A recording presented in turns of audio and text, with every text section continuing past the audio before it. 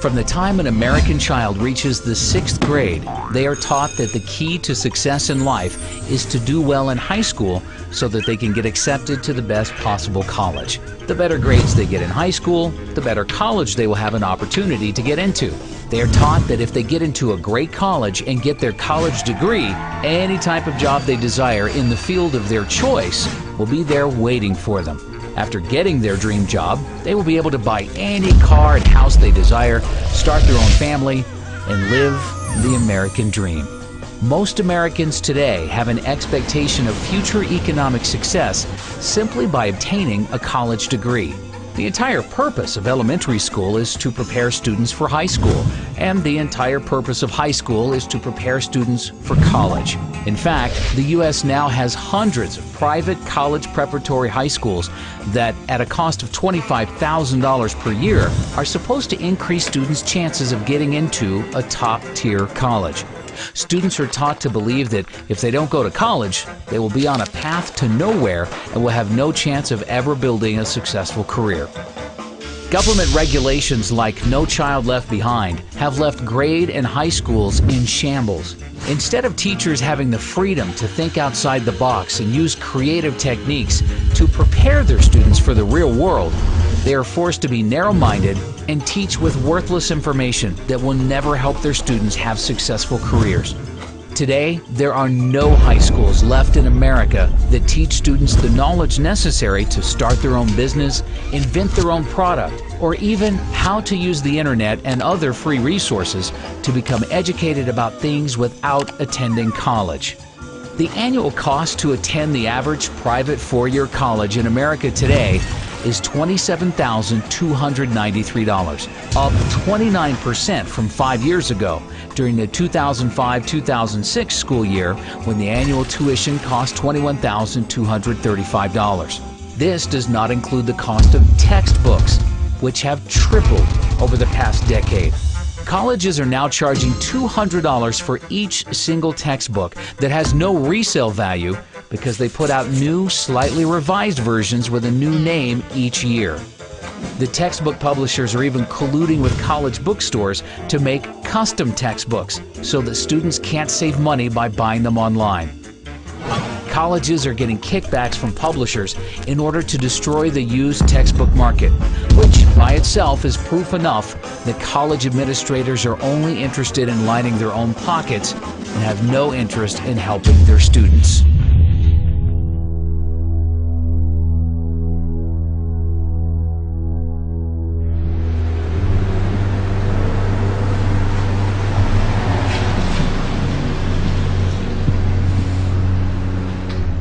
You have to have a certain kind of brain to understand the dead language that they write in textbooks. But they brainwash you from a little kid up so that you buy into the system and you get good grades and you study hard and then you become a member of the total system. No freedom. You don't know how to think, because they told you how to think their way. College tuition has seen 5.15% annual price inflation over the past 5 years. This is despite the fact that U.S. real estate prices are down 26% from their peak in July of 2006, and the Dow Jones is down 18% from its peak in October of 2007. Even oil is down 38% from its peak in July of 2008. During the financial crisis of 2008, Americans lost $10.2 trillion in paper wealth. And college is the only thing in America, besides the cost of health care, that did not at least temporarily decline in price. Inflation has made it impossible.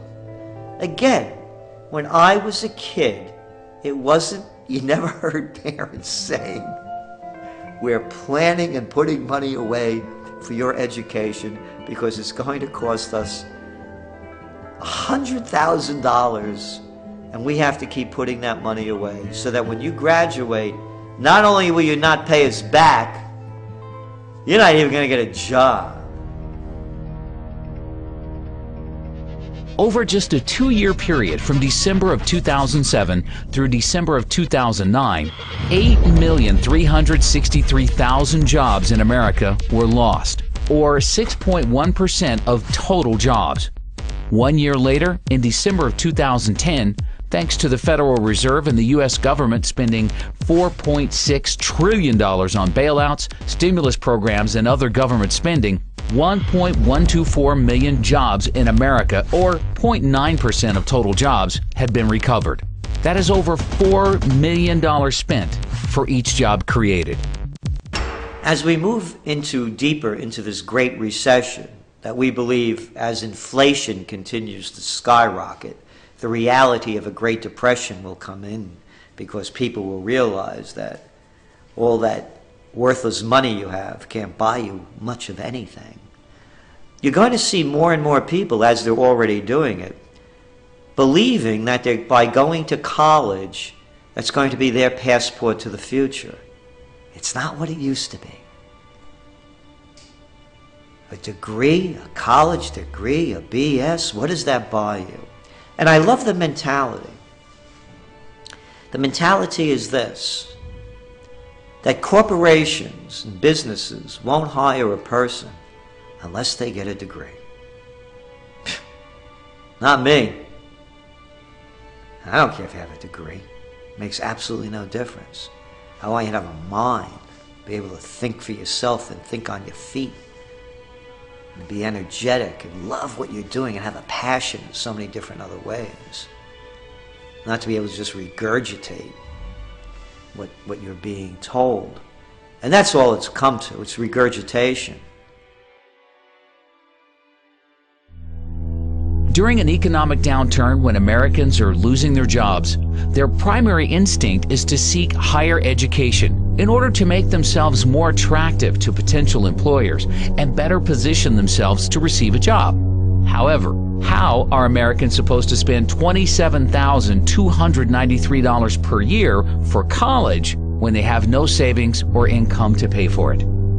The U.S. government, with the backing of the Federal Reserve, in the same way they created the real estate bubble by providing mortgages to all Americans through Fannie Mae and Freddie Mac, regardless of whether or not they had any capacity to pay the loans back, has been using the exact same easy lending practices to create one of the largest bubbles in U.S. history, the college bubble.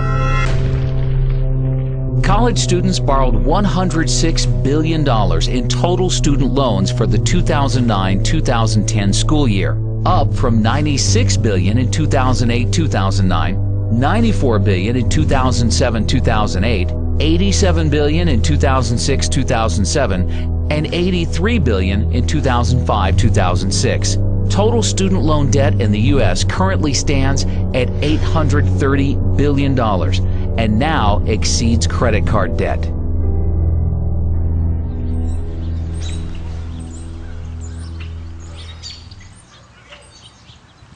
I was so pro-education. That's all I wanted in my life, was an education. And you know, I'd like to still be pro-education, right. But to put anybody through what I've been through, no. Really, in my case, the education, I think, really ruined my life. Right. So, I mean, I would have been better off if I just would have gone to work at, you know, McDonald's or something, actually. So that is unbelievable. Because this is a debt I can never get over.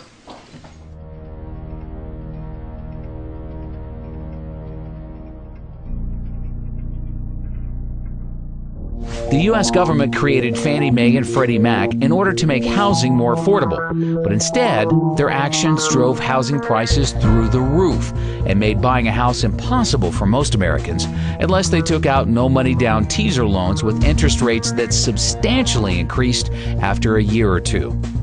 The U.S. government has been trying for decades to make college more affordable, but its actions have accomplished the complete opposite effect.